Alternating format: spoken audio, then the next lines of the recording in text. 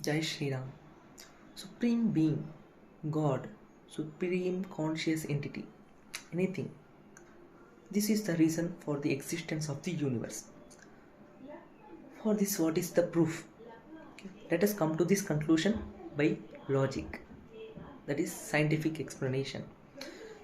Science means nothing but which is evident by proofs and logic, right? That's it. If you say something as scientific, then it means it has proof based thing is science. That's it. Proof based knowledge is called science.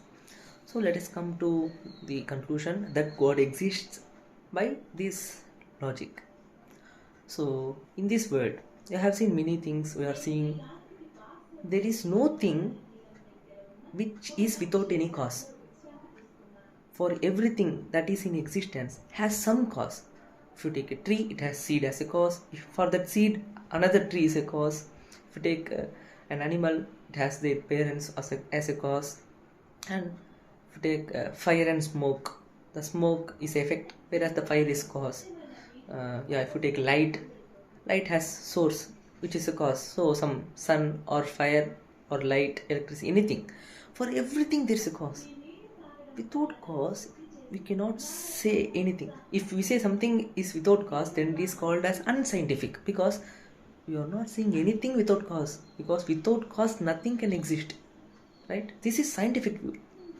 If you take that in consideration, how can a person who is totally in scientific view, who is a scientist, denies supreme existence of the God? Because if he denies that, after all, small things, these things definitely need a cause. Then the whole universe, which is full of variety of things, how can that come without any cause? Is it really scientific or logical? No, right? It's not at all logical. It's really a mad thinking. So let us conclude by this that the universe definitely need a cause. There is no doubt. Then comes the question whether that cause need to be an inert substance like this stone, water, which doesn't have consciousness. Whether it can be, that is the supreme source for all these things, can be without consciousness, right? It may be. There is a chance. So what is the proof that that supreme being is with consciousness? What is the proof? Then comes the question, the answer.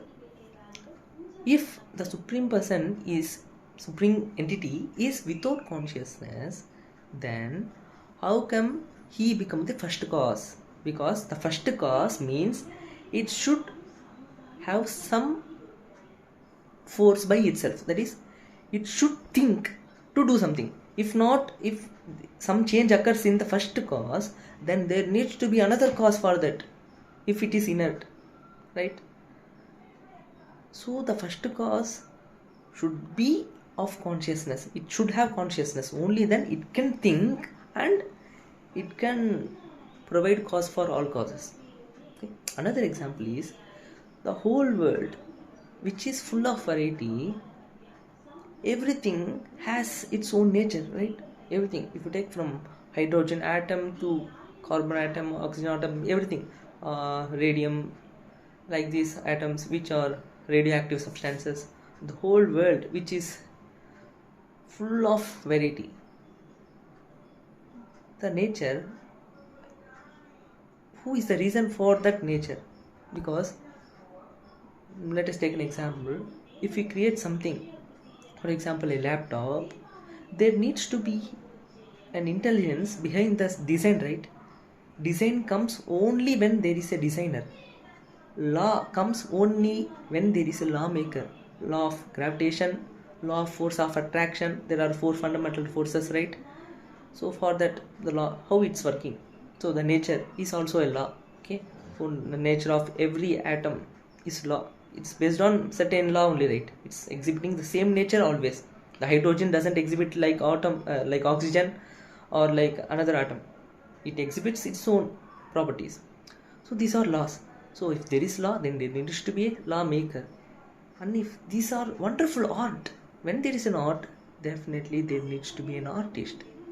So from these things we can clearly say that the supreme cause of all these things is definitely a conscious being. It definitely has infinite intelligence. Otherwise, how can this wonderful creation come into existence in this way that we are perceiving it?